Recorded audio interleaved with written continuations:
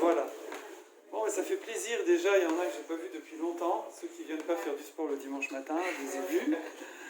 J'ai vu ceux qui font du sport, ceux qui ne font pas encore. Voilà, dimanche prochain, c'est volleyball. Ouais. On a acheté un filet, des balles et tout. Voilà. Très sympa. Alors, ce soir, on va parler d'un sujet qui vous intéresse certainement beaucoup, qui intéresse tout le monde, c'est atteindre ses objectifs.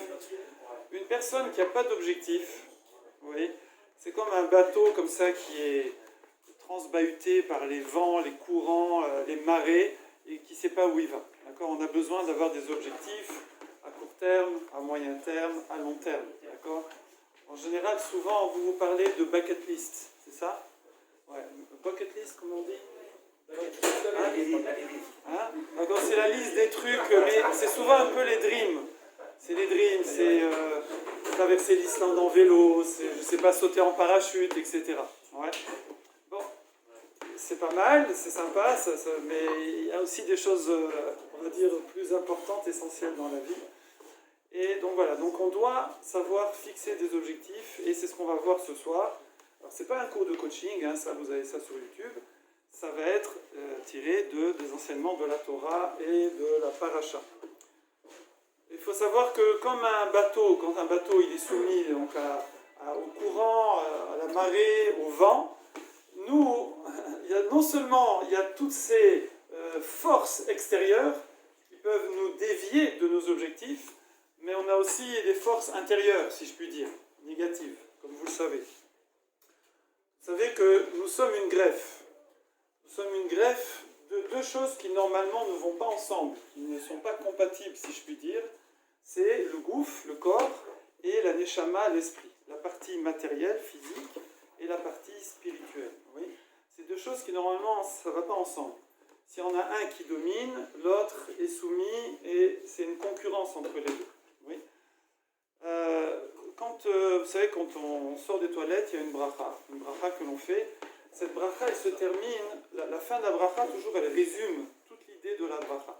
Et la fin de la bracha qu'on fait, qui s'appelle la Shariatza, on dit « Umafli la'asot ». Umafli la'asot. Hachem a fait quelque chose d'extraordinaire. Qu'est-ce qu'il a fait d'extraordinaire en nous créant, nous, ici présents, tous les êtres humains? Il a justement fait fusionner dans une symbiose qui est, on a dit, normalement, symbiose, c'est que chacun va aider l'autre, oui, mais également, il y a une concurrence entre les deux, d'accord ? Il y a une interaction qui est parfois positive, parfois négative, et qui est entre le corps et l'esprit, entre le gouffre et la neshama. Et retenez ce mot, mafli, pélé. Pélé, hein, ceux qui vont en Israël, des fois vous entendez « Ah, c'est Pélé Plaïm », ça veut dire c'est extraordinaire.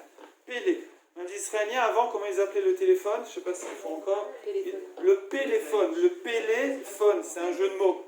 Parce que c'est extraordinaire. Vous êtes là, vous parlez dans un truc en plastoc, en ferraille, et puis votre voix, elle part là-bas, elle est attrapée par un satellite, elle redescend au Brésil, elle redescend dans une autre boîte en plastique, il y a quelqu'un qui vous parle.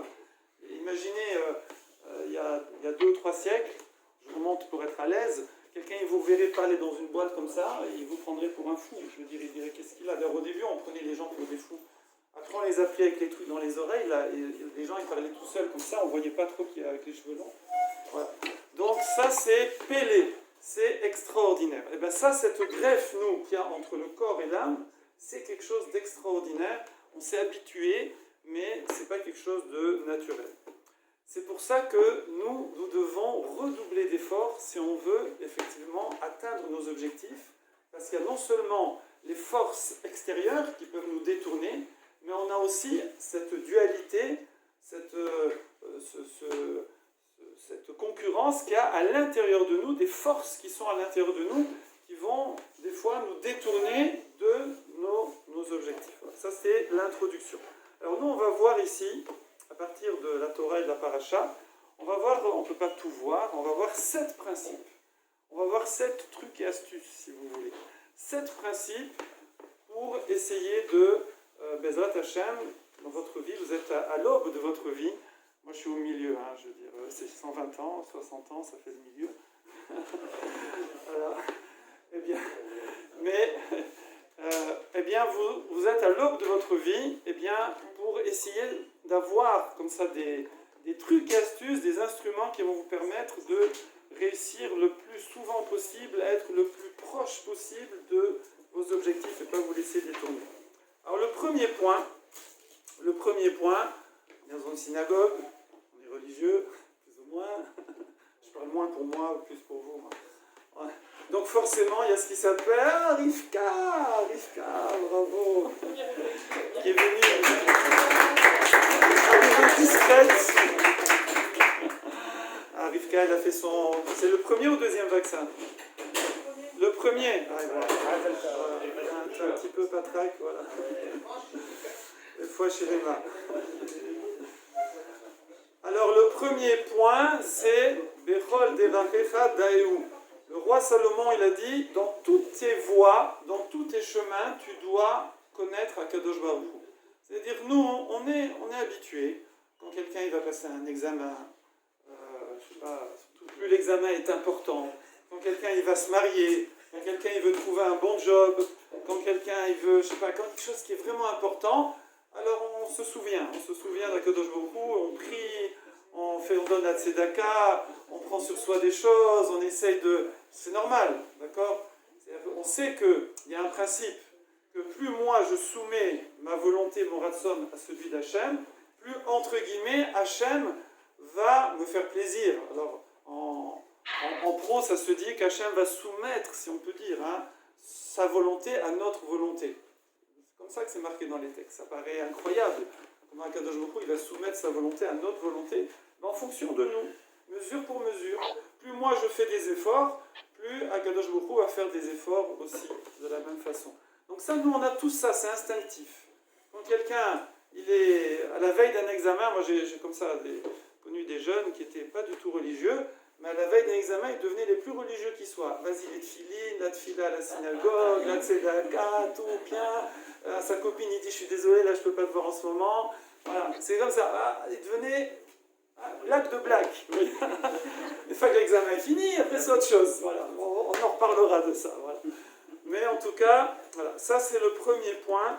C'est, on doit évidemment prier, faire des tfilotes. Alors les tfilotes, c'est pas seulement pour le matériel, oui, ça veut dire la parnassa, les réussites aux examens, la santé, etc. Mais c'est aussi pour le spirituel. Ça peut vous choquer de dire, quelqu'un, admettons, je prends des exemples gros, hein, comme ça, mais quelqu'un, admettons, il ne fait pas du tout Shabbat, et il prie Hachem, aide-moi à faire Shabbat. Mais il va travailler, je veux dire, ça existe, ça. Quelqu'un, il dit, aide-moi à croire en toi, carrément. Je veux dire, Hachem, aide-moi à croire en toi. On peut faire une prière comme ça? Bien sûr, bien sûr, bien sûr. C'est pas que dans le matériel qu'on prie Hachem, il nous aide aussi dans le spirituel. Donc dans les deux domaines, ça c'est le point numéro 1, c'est prier à Kadosh Baruch Hu. Il faut prier avant, mais il faut aussi prier après. D'accord? On a dit une fois qu'on a eu l'examen, une fois qu'on a rencontré son conjoint, on s'est marié, une fois que la santé est revenue, alors des fois on oublie après de... Alors vous allez dire, mais non, il n'y a plus besoin de prier puisque j'ai obtenu ce que je voulais. Non, mais maintenant, prier, c'est pas seulement demander. Prier, c'est parler à Hachem. Donc maintenant, il faut remercier Akadosh Baruch Hu. Il faut remercier Hachem, à Karatatov, la reconnaissance, c'est très important. Et réaliser, pas que c'est pas Kori Vosem Yadi, c'est pas, ah voilà, t'as vu comment je l'ai géré là, cet examen-là? Ah, j'ai fait, t'as vu, j'ai pas beaucoup travaillé, mais j'ai réussi là, parce que je sais avec lui, il aime bien ce sujet, etc. J'ai réussi à gérer, t'as vu, hein, il y en a là-dedans. Hein. Kadosh Baruch Hu, il t'a aidé. Remercie Hachem et conscience, avant, pendant et après, il faut aussi remercier Hachem. Ça, c'était le point numéro 1. Le point numéro 2, alors justement, on va attaquer la paracha. Entrez, installez-vous. Le point numéro 2, c'est quelque chose de très spécial dans la paracha qui s'appelle la Nézirut. D'accord? Nazir. C'est quelqu'un, on va dire comme ça, globalement, on ne va pas rentrer dans les détails, mais c'est quelqu'un qui, à un moment, il sent qu'il risque de perdre le contrôle.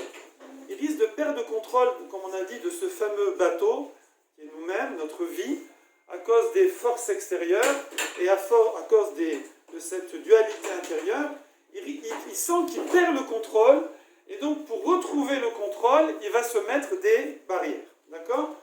Nézirut, ça vient de Nézer. Nézer, c'est la couronne. Couronne, un roi. C'est comme quelqu'un, un roi, qu'est-ce qu'il fait? Il règne, c'est le master, c'est le maître sur son pays, sur ses sujets. Mais lui, il veut redevenir maître de lui-même. Pour être maître de soi-même, eh bien, il se met des barrières.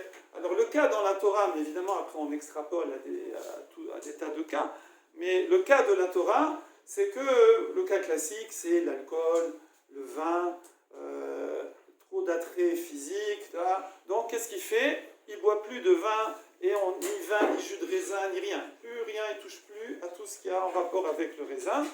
Les cheveux, il laisse pousser. Alors évidemment, on peut dire, c'est à la mode. Mais bon, normalement, à l'époque, c'était plutôt à la mode. On voit le Kohen Gadol, il se coupait les cheveux tous les jours. Plus quelqu'un était à haut niveau, plus il se coupait les cheveux régulièrement. Quand on a un bar mitzvah, un brit milah, un mariage, en général, on se fait une coupe. Bon, après, des fois, c'est à la mode d'avoir des beaux cheveux. Je regarde à droite, là, je regarde à droite, je regarde les filles. Voilà. On va parler après des boucles blondes. On va en parler. Attendez, on va en parler. J'ai prévenu Maxime, je l'ai prévenu avant, et ça va. Donc, il y a une troisième loi, mais je ne vais pas en parler, ça va trop dériver sur autre chose. Donc, il se privait de vin et il se laissait pousser les cheveux, donc voilà. Et à la fin, quand minimum c'était 30 jours, à la fin, hop, il rasait tout, hein, et il offrait ses cheveux au temple. Et ils étaient brûlés, ils servaient de combustible. Bon, ça ne brûle pas très longtemps, c'est symbolique, mais ils servaient de combustible. Voilà. Ça, c'est le processus du nazir. Et dans la paracha, comment c'est marqué? Ce processus de Nézirut, d'accord, de se mettre des barrières, c'est marqué Ish ou Isha, un homme ou une femme, c'était aussi bien un homme qu'une femme, hein, c'est pas que les hommes, eh bien, qui yafli l'indor neder. Quand yafli, vous reconnaissez quelle racine? Pélé, Yafli, Pélé, d'accord? C'est le futur de Pélé.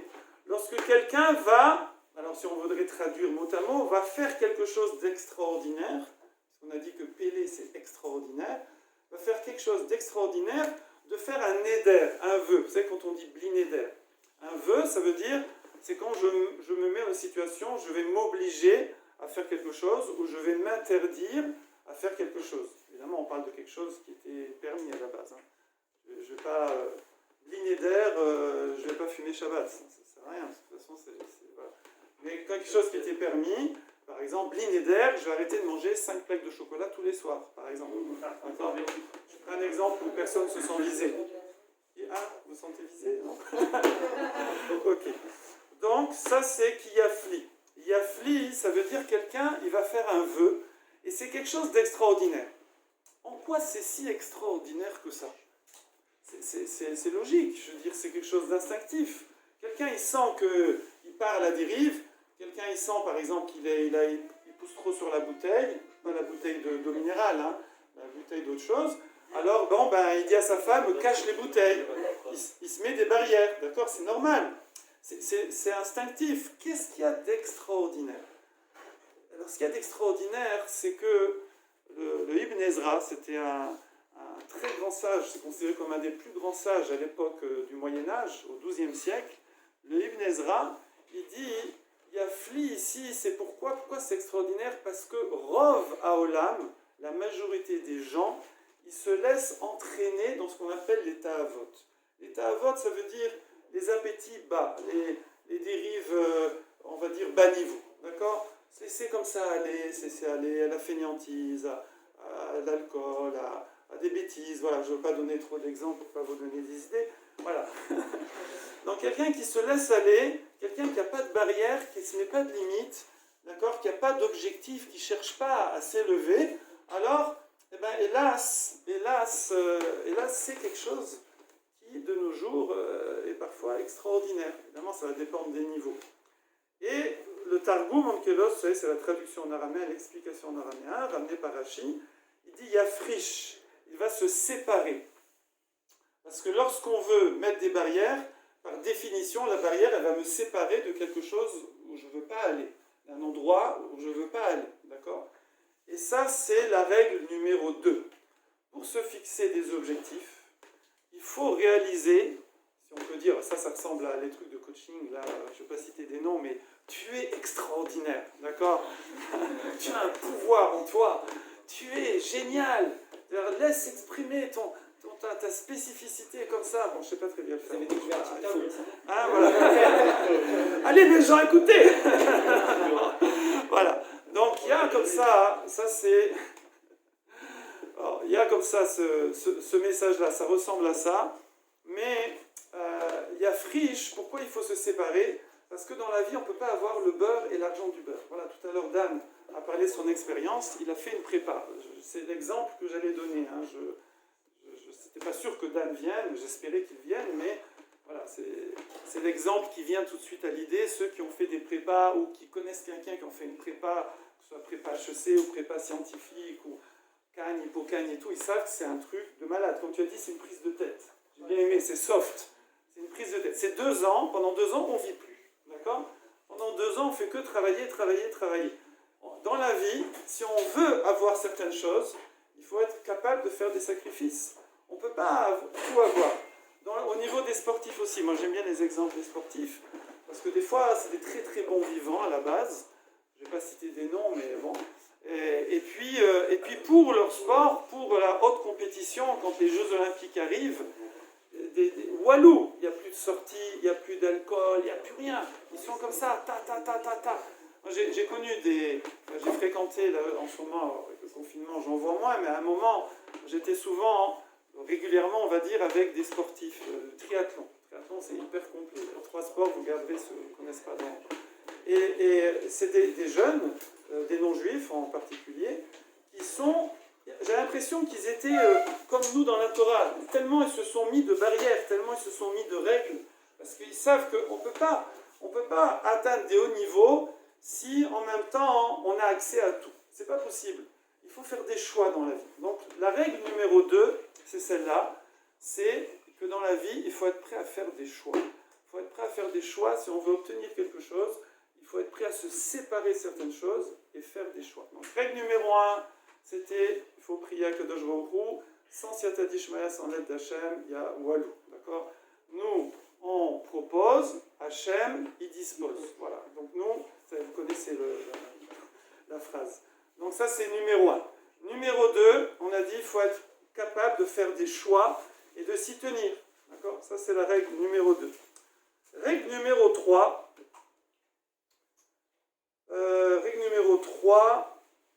Il faut choisir des vrais projets, on va dire. Choisir des projets élevés. Il y a 3 types de projets. Il y a des projets qui sont agréables, mais c'est que agréable. C'est le Gandolfina qui dit ça. C'est agréable, mais c'est que agréable. C'est Arev, le Aïn. Oui. Ça veut dire ça ne sert à rien et c'est pas bon pour la personne. Ça n'apporte rien, ça n'apprend rien, ça ne construit pas. D'accord? Et c'est inutile, mais c'est un kiff. Voilà. Bon. Voilà. Ça s'appelle Arev, Aïn. Ensuite, il y a les projets qui sont moïl, qui sont utiles. Mais ce n'est pas forcément agréable. Des fois, voilà, il faut travailler, c'est utile, mais j'ai du mal à le faire. Il faut faire des études, c'est utile. Il faut prendre un médicament, c'est utile, mais ce n'est pas agréable. D'accord? Ça, c'est moïl, c'est le même. Et ensuite, il y a le projet idéal, si je puis dire, c'est Tov. Tov, c'est quelque chose qui est bon, qui est constructif, et en même temps qui est utile. D'accord? Et c'est les lettres de Ta'am. Ta'am, tête, Aïn, Mem. D'accord? Qui est le goût et aussi la raison. Pour les Ta'am, Asitazot, pourquoi tu as fait ça? Pour quel Ta'am? Pour quelle raison? Raison, goût. Quand j'ai une bonne raison, je trouve du goût. Oui, donc c'est lui. Donc on va dire le 3e point, c'est le choix de ces projets. Ensuite, pour faire les points suivants, on va raconter une histoire. J'ai prévenu également Maxime, il sait de quelle histoire il s'agit. C'est une histoire à l'époque du temple, à l'époque du 2e temple, à l'époque de Shimon HaTzadik. Shimon HaTzadik, tout le monde a entendu parler de lui, c'était le Kohen Gadol, le grand Kohen. Et c'est lui, avant l'époque de Hanouka. Il y a une Mara qui dit qu'on a été sauvé de l'exil des Yévanim, des Grecs, par Shimon HaTzadik et par les Hashmonaïm. Comme ça dit la Gemara, le Talmud. Nous, on n'a pas appris comme ça. C'est qui nous a sauvés des Grecs, de l'exil grec? C'est les Hashmonaïm. Il n'y a pas eu d'exil grec à l'époque de Shimon HaTzadik. Et la Gemara dit, ben oui, justement, il n'y en a pas eu. À l'époque de Shimon HaTzadik, il n'y a même pas eu d'exil. C'est-à-dire les Grecs, ils étaient là, mais ils n'arrivaient pas à nous exiler. Donc il nous a sauvés de l'exil. Nous, on dit sauver de l'exil, c'est-à-dire j'y étais et il nous a sauvés. C'est mieux encore de ne pas y être, oui. Et donc, Shimon HaTzadik, tant que lui, il était vivant, eh bien, il a protégé le cas Israël par un niveau incroyable pendant 40 ans. Il nous a protégés de cette emprise que va avoir après l'Empire grec, qui va se solder par tout ce qu'on sait, l'histoire de Hanouka, etc. Et donc, Shimon HaTzadik, lui, il faisait très attention justement avec les gens qui décidaient de faire la Nézirout, qui décidaient de prendre sur eux comme ça, de ne pas boire de vin, de ne pas se couper les cheveux, de faire d'autres choses. Et des fois, les gens, ils prenaient ça un peu trop à la légère. Et une fois, il a vu un jeune homme et il a dit « Ah, ça, c'est quelque chose de bien. Ce qu'il a fait, c'est le top. Ce qu'il a fait, c'est le top. » Et donc, la Gemara raconte tous les détails de cette histoire. Je vais vous le raconter rapidement. Et on va voir les enseignements qu'on peut tirer. Il y a énormément d'enseignements qui sont tirés de cette histoire-là, qui va vous paraître peut-être un peu anecdotique. Ça a l'air tout gentil comme ça. Mais en vérité, il y a beaucoup d'enseignements, on va en tirer quelques-uns. Alors, c'est quoi l'histoire? C'est qu'il y avait un berger, qui gardait le troupeau de son père, un jeune berger, beau, blond, je m'excuse, c'est comme ça dans l'histoire, hein, avec des cheveux bouclés, ne vous retournez pas. Et c'est comme ça, je n'invente pas, hein, je veux dire, c'est pas... Et donc, une fois, il est allé... Il n'y avait pas comme de nos jours des miroirs partout. Maintenant, même dans les fenêtres, on se voit, là je peux gratter le nez. Ouais. Donc il n'y avait pas, je veux dire, c'est pas courant. Donc, il est allé à la rivière pour abreuver son troupeau.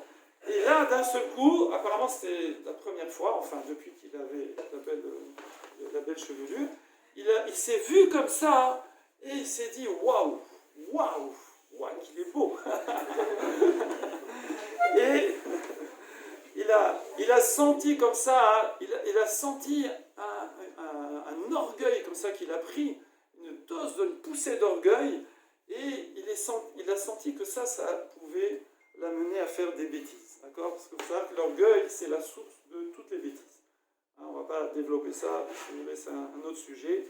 On va regarder comment il a réagi, on ne va pas regarder où est-ce qu'il aurait pu dériver. Et donc, qu'est-ce qu'il a fait? Alors, qu'est-ce qu'il pouvait faire? Qu'est-ce qu'il pouvait faire à votre avis? Couper les cheveux. Ben voilà, d'accord. Raphaël aussi. Bon, je ne vais pas te gêner, mais si tu laissais pousser, après Nara. Alors, il a décidé. Maxime, tu fais ce que tu veux, hein, t'es pas... Alors, il a décidé de se couper les cheveux, et donc, il est... Alors, vous allez dire quoi? Il a fini d'abreuver les moutons. Après, je ne sais pas combien de temps ça dure, c'est des alpages, hein, je ne sais pas quand est-ce qu'il va rentrer chez lui. Il va rentrer à la maison, il va aller chercher les ciseaux, il va couper les cheveux. Non, il n'a pas fait ça. On va voir pourquoi il n'a pas fait ça. Il a pris tout de suite sur lui le vœu de Nézirut. Donc il a fait un éder. Il a fait un vœu de devenir nazir. D'accord? Pourquoi? Parce que le nazir, comme on a dit, il ne boit pas de vin, etc., parce que ça peut mener à des bêtises, mais aussi... Il laisse pousser les cheveux, dire, déjà il a de très beaux cheveux, si en plus il les laisse pousser, ça va être encore mieux. Oui, mais dans un mois, on pouvait donner une durée plus longue que ça, mais par forfait c'était un mois. S'il dit rien, c'est un mois. Dans un mois, il devra... la tondeuse. Pas juste avec la belle coupe, la tondeuse, voilà, plus rien. Et ses cheveux, il devait les offrir au temple. Bon, ça veut dire que ça repousse, hein, c'est pas grave. Hein. Mais en attendant... Justement, on va parler de ça. Ça repousse, 30 jours. Alors là, on va avoir plusieurs réflexions là-dessus. Premièrement, pourquoi on a besoin de dire comme ça, bon, il s'est vu dans la rivière, ben oui, il faut bien qu'il se voit quelque part. Ça va faire référence dans les fixations d'objectifs dans notre vie, à être capable de faire un point, de faire un constat. D'accord? Quand vous tapez dans Mappy, je veux aller à Trocadéro, oui, je vais aller à Nouveau Chalet du Lac. C'est le rendez-vous tous les dimanches matins pour faire du sport. C'est page de pub, vous savez, comme ça. Donc je vais aller à Nouveau Chalet du Lac, oui, à Saint-Mandé. Faites attention, il y en a partout des chalets. Donc Nouveau Chalet du Lac à Saint-Mandé, je l'ai dit 3 fois. Ouais. Alors la première chose que va vous demander Mappy, Waze ou qui vous voulez, ou si vous voulez vous faire livrer Uber, je sais pas quoi, la HIT, elle va vous demander d'abord où vous êtes. Où vous êtes. Après, on va voir où vous voulez aller. Mais d'abord, où vous êtes. Dans la vie, c'est pareil. Il faut déjà savoir où je suis. D'accord? L'image de ce berger qui s'est vu dans la rivière, c'est cette capacité de savoir où j'en suis. Parce que si je ne sais pas où j'en suis, je ne peux pas avoir d'objectif. Et ça c'est pas facile. Je vous dis franchement, hey, c'est pas facile. C'est pas facile parce que il faut avoir de l'humilité. Il faut avoir de l'humilité pour savoir où on est. Et quand je parle de ça, je raconte toujours la blague du Belge, les pauvres Belges. Je raconte autant sur nous, vous inquiétez pas. Mais c'est un Belge comme ça qui est sur l'autoroute avec sa femme et il voit, oh, il y a une voiture qui arrive en contresens. J'adore la raconter là. D'habitude, je la raconte assis, debout, c'est mieux. Et là, après, oh, une deuxième, une troisième, une quatrième. Ah, il dit, qu'est-ce qui se passe? Alors il met la radio et il dit attention, sur l'autoroute A4, là, il y a une voiture qui roule en contresens. Alors lui il dit à sa femme, il dit, et ça se voit qu'ils ne sont pas sur l'autoroute. Il n'y a pas une voiture, il y en a des dizaines qui sont en contresens. Vous avez compris le rapport avec la blague et le truc? C'est-à-dire que des fois quelqu'un, on lui envoie des messages. On lui envoie des messages, oui. Moi, je ne vais pas vous raconter ma vie, mais j'étais un peu fort. Pas très gros, mais un peu fort. J'avais 40 kilos en plus.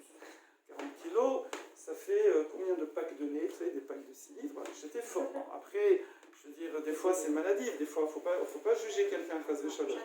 D'accord, voilà. Mais moi, c'était pas maladif. C'était consommatif. D'accord? C'est pas maladif. C'est pas ma nature. Regardez, j'ai des petits mollets tout maigres. Là, normalement, je ne suis pas gros. Donc, c'est parce que je mangeais trop. Voilà. Et j'ai mis, je crois, 20 ans à m'en rendre compte.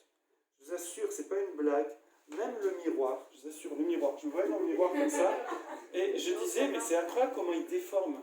Non, mais c'est pas une blague, je vous assure, c'est pas un sketch, Mandy, c'est pas un sketch, je t'assure. C'est pour de vrai.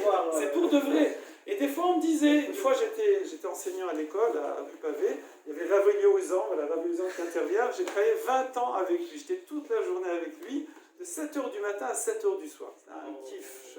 Chaque jour, c'était un bonheur pas possible.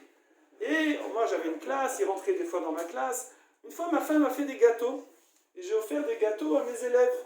Alors là, on distribuait les gâteaux et tout. Et puis, qui c'est qui a dit on en veut aussi? Ouais, bon. Alors, ça viendra. Alors, et donc, je distribue les gâteaux. Et là, Ravillo vient et dit ah, ils sont bons les gâteaux de Madame Parsi, hein? Ah, on comprend pourquoi Raph Parsi il est bon. Ah, lui aussi, il était bien. Lui aussi, il était bien. Entre nous. Non, c'est parce que c'est entre nous et tout. Et moi, je dis, mais je sais pas pourquoi il dit ça, mais je suis pas gros, je comprends pas. Et, tu sais, je suis comme Obélix. Obélix, il dit, je suis pas gros, je suis fort. Et donc, voilà, donc j'ai mis du temps. Et bon, et une fois, bon, Hachem, je remercie cette personne. Il y a un qui m'a vraiment bien, là, mais bien comme il faut. Je ne vais pas dire, il y a trop de monde ici. Je l'ai dit, il y en a qui savent ce qu'il m'a dit. Il n'a pas dit à moi, il a dit à quelqu'un. Et là, j'ai pris conscience. C'est pas facile, on a des messages. Quelqu'un, des fois, il croit qu'il est généreux, alors que tout le monde lui dit que c'est une pince. Oui, je prends des exemples comme ça. Quelqu'un, il croit que c'est un hyperactif, alors que tout le monde dit que c'est un 2 de tension. Ça m'est arrivé une fois, on m'a dit que j'étais 2 de tension. Bon, d'accord. Alors je me suis mis au sport, c'est pour ça. Bon, c'était avant que je fasse du sport, c'est pas une blague. C'est vrai, peut-être j'étais un peu ramolli. Ouais. Donc des fois on se croit, on a une image. J'ai interviewé, mais c'est un scoop, là, je ne veux pas trop divulguer, mais quelqu'un va sortir quelque chose, un écrit sur le développement personnel. Voilà, je ne dis pas plus. Et il m'a dit que lui aussi, pendant longtemps, il avait une certaine image de lui, et c'est au moment des shidurim. Au moment des shidurim, ce soit des shidurim spontanés dans un cours comme ça, ou les shidurim organisés, c'est le même principe à ce niveau-là. il s'est pris des râteaux. Vous savez ce que c'est les râteaux? C'est quand vous marchez comme ça, là, et que le manche, taf! Je suis sûr, quand j'étais gamin, j'ai marché sur un râteau. Quand j'étais ado, c'est violent, ça fait très très mal. C'est énorme. N'essayez pas, mais j'ai envie de vous dire, essayez, ça vaut le coup. C'est vraiment, ça réveille, mais c'est puissant, c'est inimaginable. Et donc, on se prend des râteaux. Et des fois, ça sert. Des fois, quelqu'un, grâce à quelques bons râteaux, comme ça, eh bien, il se remet en question et il voit où est sa place, où est sa position actuelle. Et c'est ça qui lui permet d'évoluer et d'avancer. Hein, donc, il faut remercier les gens qui, des fois, on leur en veut. On leur en veut de nous avoir projetés comme ça, comme on dit, regarde-toi dans une glace. Donc ça, c'était l'histoire de ce fameux berger. Il s'est vu dans la rivière. Il s'est vu dans une glace, d'accord? Donc là, c'est imagé, évidemment, mais nous, au sens figuré, ça, c'est vraiment un principe fondamental pour pouvoir atteindre ses objectifs, pour pouvoir évoluer dans la vie. Il faut être capable de cette humilité, d'accepter ce message que les gens nous envoient. Évidemment, des fois, il y a toujours des gens qui sont très négatifs, qui vous envoient des images négatives, laissez tomber. Je veux dire, si c'est un cas isolé, laissez tomber. Mais quand on vous répète une fois, deux fois, trois fois, quatre fois, cinq fois, il y a un moment, c'est le coup du belge sur l'autoroute. D'accord? C'est où tout le monde est fou, il n'y a que moi qui suis là, ou il y a un truc. Il y a un truc, il faut que j'écoute. Il faut que je tende l'oreille. Voilà. Ça, c'est l'histoire de la rivière. Ensuite, l'histoire de l'orgueil. Je suis les notes là, pour ne pas oublier. L'histoire de l'orgueil. Le problème de l'orgueil, il y en a beaucoup. On va juste en dire quelques-uns. Bon, il y a la surestimation. Quelqu'un il se surestime, donc forcément il ne peut pas travailler puisqu'il est déjà en haut. Donc il ne va pas grimper puisqu'il est déjà en haut. D'accord? Il peut descendre, oui, à la limite. Oui. Ça, c'est la surestimation. Oui, il y a aussi un autre problème qui est plus fin, qui est spécifique si on a une mouna, qu'on est un croyant à Hachem, c'est que de réaliser que, bon, peut-être c'est vrai, j'ai tel don, j'ai la beauté c'est un don aussi, la beauté physique, l'intelligence, je ne sais pas, tout ce que vous voulez, des compétences particulières, chacun en a, vous êtes extraordinaire, chacun est extraordinaire, mais c'est Hachem qui nous les a donnés, c'est Hachem qui nous les donne à chaque instant, pour faire quelque chose, pas juste pour kiffer, pour être égoïste et s'occuper de soi, mais pour faire partager les autres, pour donner, pour faire le travail que j'ai à faire sur Terre. Chacun, il a quelque chose à faire sur Terre. Il n'est pas juste venu pour manger, métro, boulot, dodo, vivre et kiffer, partir en vacances. Il est fait avec une mission. Chacun, il a une mission, il y a des cours là-dessus, il y en a plein en ligne, et on en a fait de temps en temps. Et il faut savoir dans la vie, essayer de trouver quelle est ma mission spécifique, à part la mission collective d'être un bon citoyen, un bon homme, une bonne femme. Non, ça ne rend pas bien. On va dire un bon juif, une bonne juive, bon, un bon yéhoudi, une bonne yéhoudite, voilà. À part ça, à part ce tronc commun, chacun il a une spécificité, et cette spécificité, Hachem lui a donné tous les kélim, tous les instruments, une intelligence, une beauté, un don quelconque. Eh bien ça, je peux être conscient, je ne vais pas me sous-estimer, mais je dois le mettre au service de ce qu'on appelle Avodat Hashem au sens général. Le service divin, c'est la communauté, aider autrui, etc. Regarder autour de moi, pas juste tourner autour de mon nombril.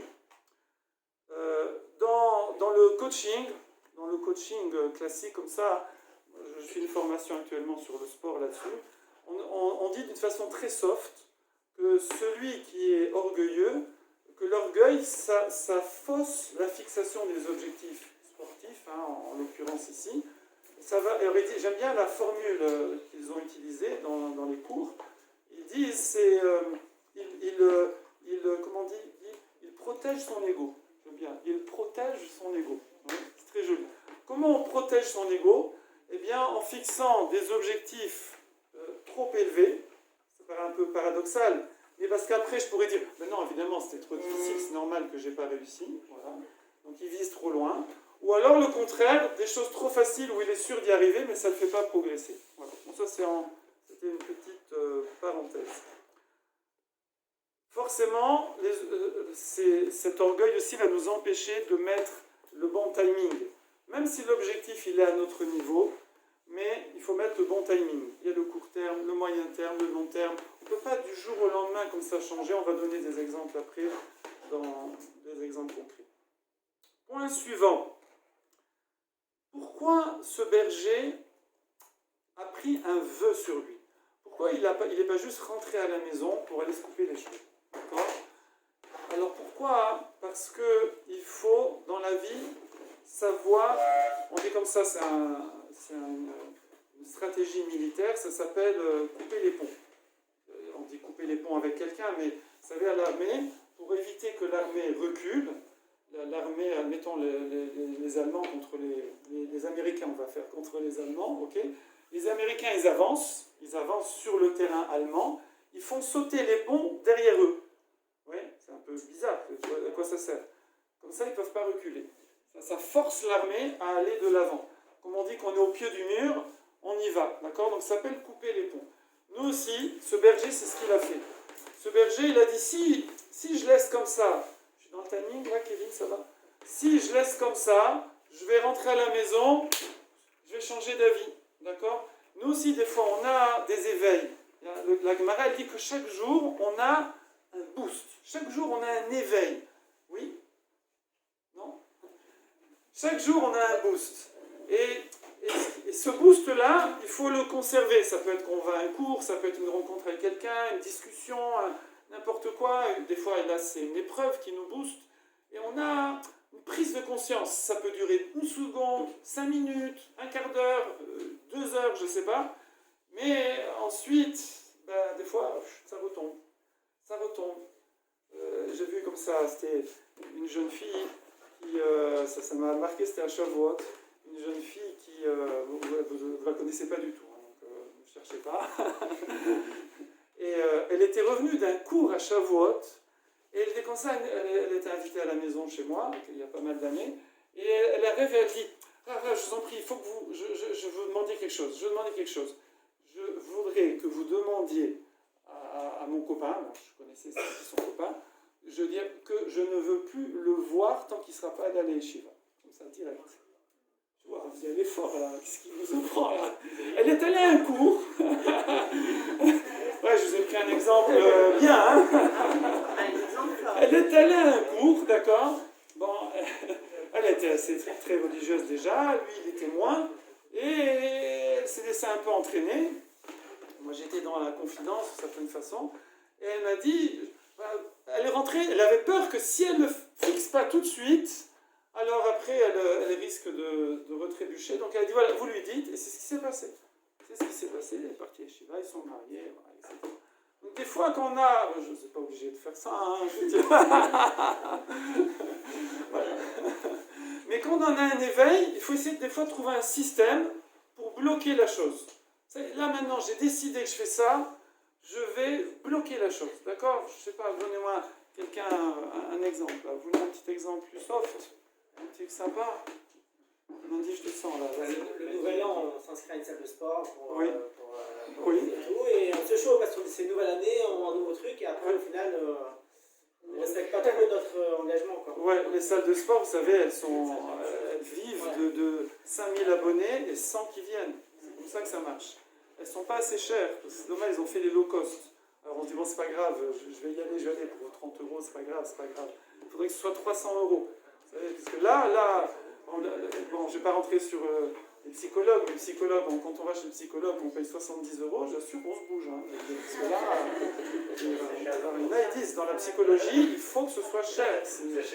C'est ça qui fait bouger, parce que voilà. C'est comme aller courir tous les matins. Comment?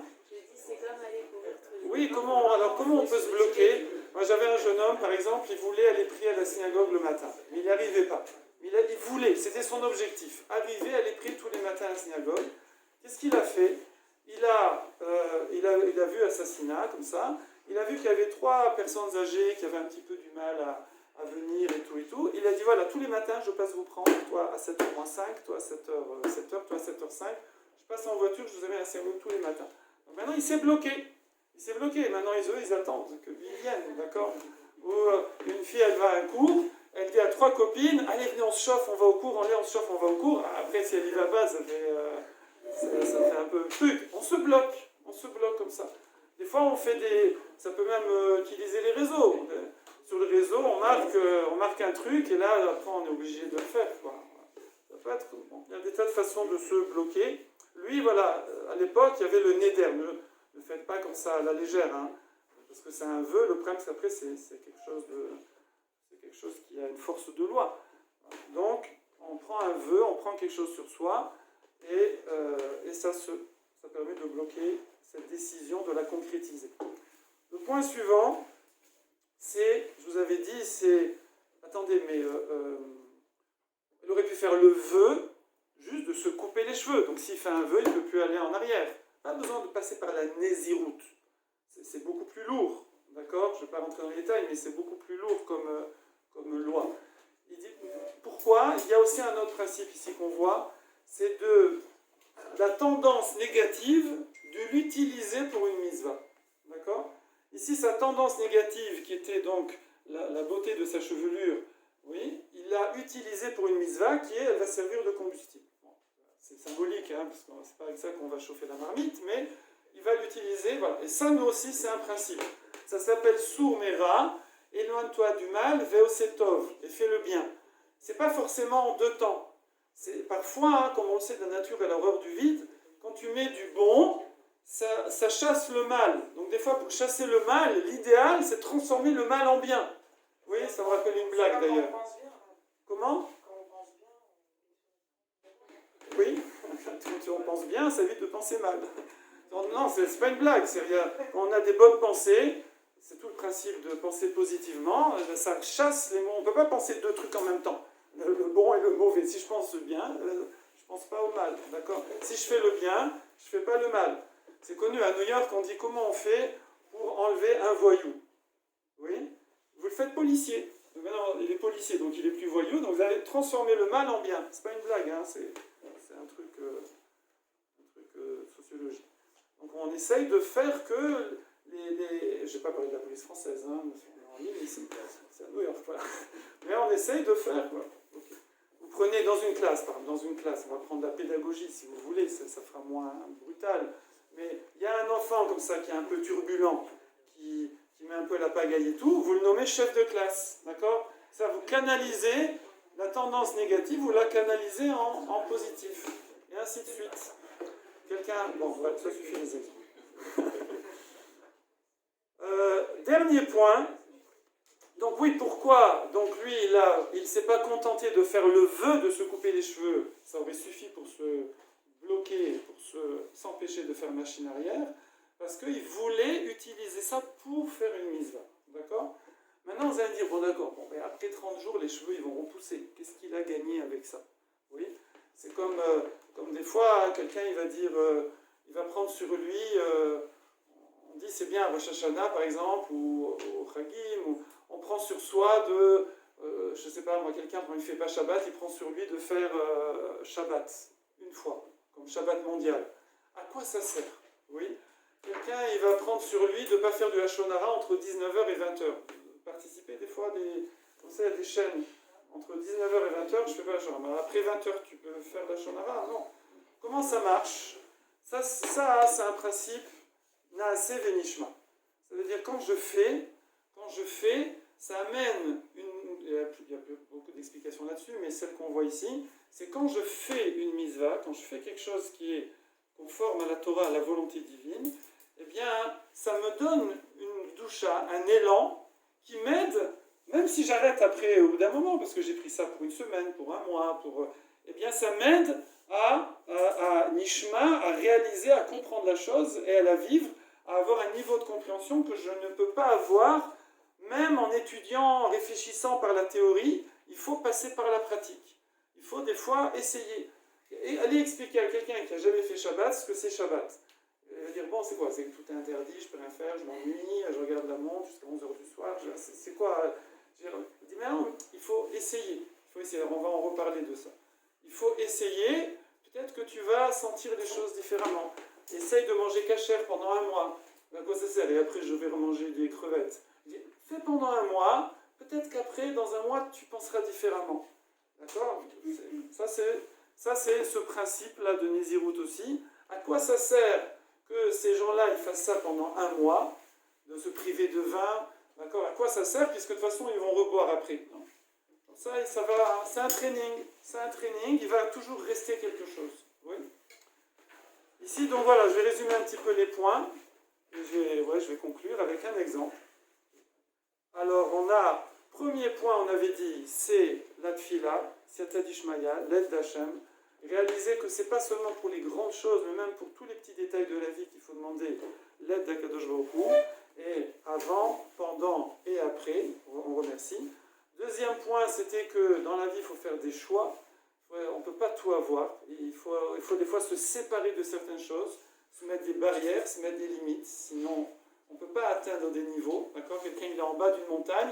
S'il va à droite, à gauche, le truc, il n'arrivera jamais en haut. À un moment, il y a un chemin. Je ne sors plus du chemin, je vais jusqu'en haut. Ça, c'est le deuxième point.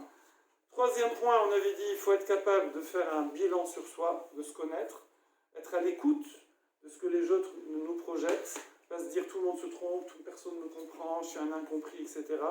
Il y a, c'est vrai, des fois des gens, comme on a dit, qui sont trop négatifs, bon, laissez tomber, mais quand on voit qu'il y a un message qui se dégage comme ça autour de nous, il faut essayer de l'écouter et d'en tenir compte.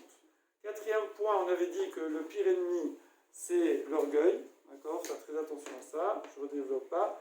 Le cinquième point, ça je ne sais pas si j'ai trop développé, c'est de se créer, si je l'ai dit couper les ponts, je le dis autrement, c'est créer ce qui s'appelle en hébreu un échéar, une obligation.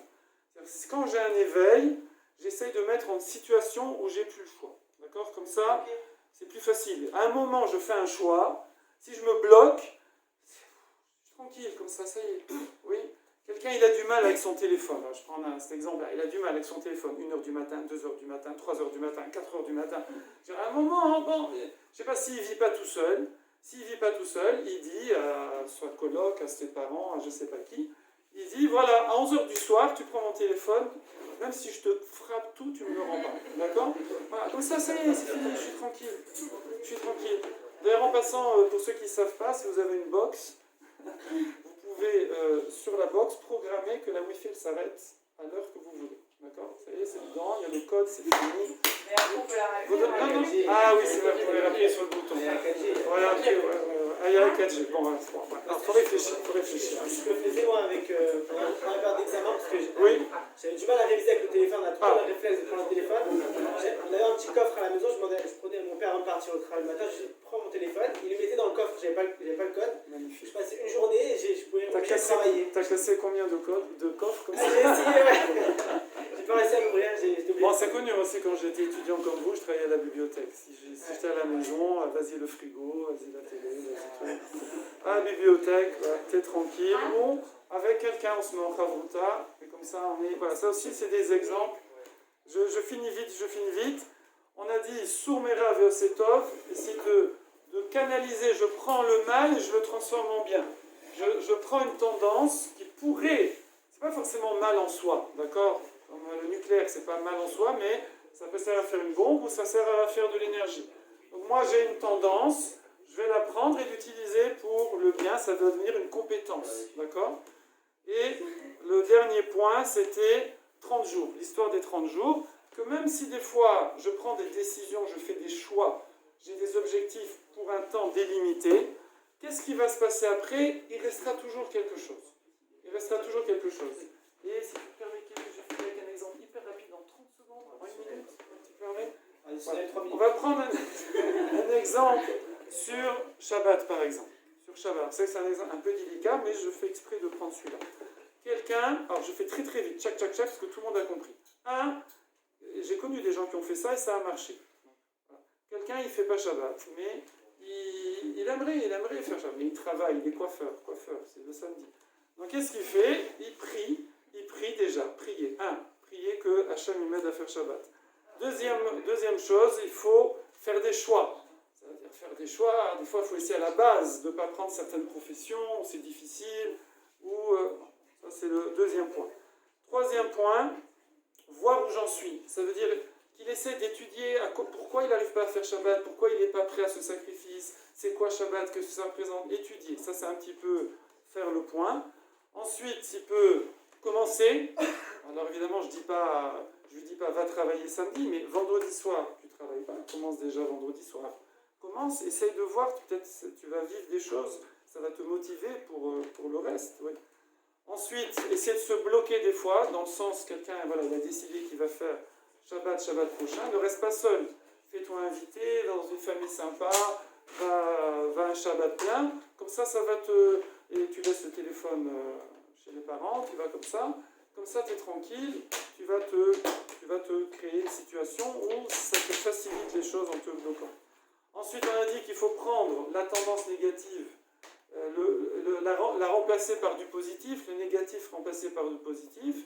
Il faut remplir son Shabbat. Si quelqu'un il fait que sentir Shabbat, que c'est interdit de tout faire, mais il ne fait rien de sympa, il n'a pas des bons livres, il n'a pas des amis, des fréquentations, une bonne synagogue, un cours sympa, s'il ne remplit pas avec des choses sympathiques, forcément, ça ne va pas aller très très très loin.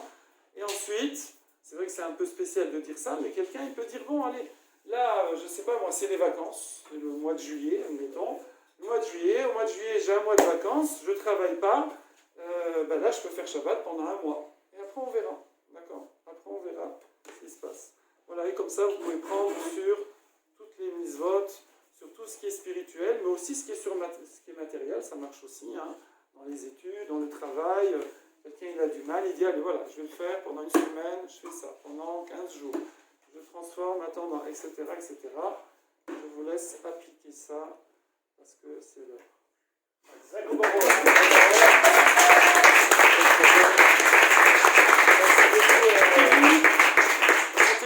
Merci beaucoup Rav pour ce chiour. Donc déjà pour commencer, je voudrais vraiment tous vous remercier d'être venus pour ce premier cours de reprise du mouvement Hors Torah. Là, comme vous voyez, bon, c'était la première fois, on ne savait pas trop combien de personnes allaient venir, on a mis des places en fonction des réservations. Là, on a vu que Baruch Hashem, il y a plus de monde que prévu. Donc pour la semaine prochaine, on pourra agrandir la salle, enlever les tables, mettre le buffet en bas et vraiment faire qu'il y ait plus de monde sans problème. Ensuite, également, je voulais vous présenter le staff parce que pour ceux qui étaient là l'année dernière, il y a beaucoup de gens il y a beaucoup de personnes qui ont changé. Donc déjà, donc, les Chiour maintenant qui sont avec Rav Parsi. Il y a également, donc, en partenariat avec le Keep-Rising, Raphaël Kellman, le responsable de l'association, et Dan Nedjar, le responsable religieux. Également, Mendel Fari. Et derrière les filles,